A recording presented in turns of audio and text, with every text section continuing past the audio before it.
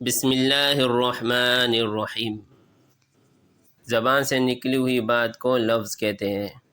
لفظ کی دو قسمیں ہیں، ایک مفرد، دوسری مرکب۔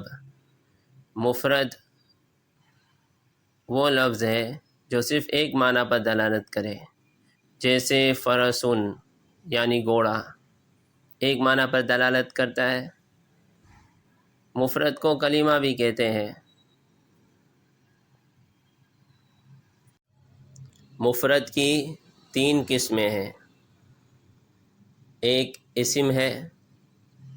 اسم وہ کلمہ ہے کہ جو اپنا معنی بتانے میں کسی کا محتاج نہ ہو اور اس میں تین زمانوں میں سے کوئی زمانہ بھی نہ پایا جاتا ہو، جیسے کتاب۔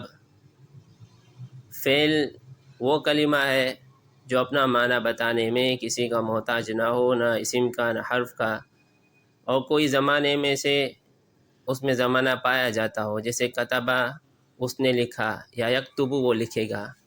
تیسرا حرف ہے جو اپنا معنی بتانے میں اسم یا فعل کا محتاج ہو، جیسے فی اور من اپنا معنی بتانے میں محتاج ہیں۔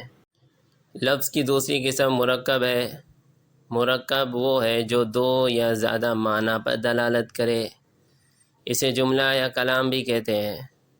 مرکب کی دو قسمیں ہیں، مرکب مفید اور مرکب غیر مفید۔ مرکب مفید وہ ہے کہ جب بات کہنے والا بات کہہ چکے تو سننے والے کو اس کی بات سے کوئی خبر یا طلب معلوم ہو، جیسے زید جالس، زید بیٹھا ہے۔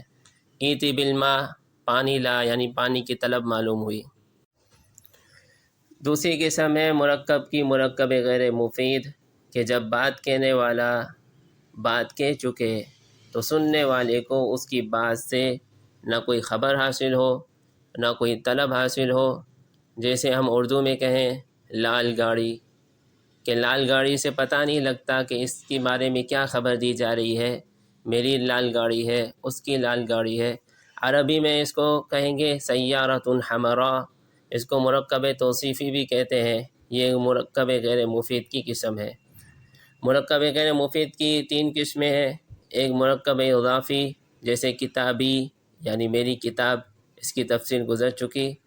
دوسرا مرکب بنائی جیسے احد عشر، اصل میں احد و عشر تھا، واو کا حذف کر کے دو لفظوں کو جوڑ دیا۔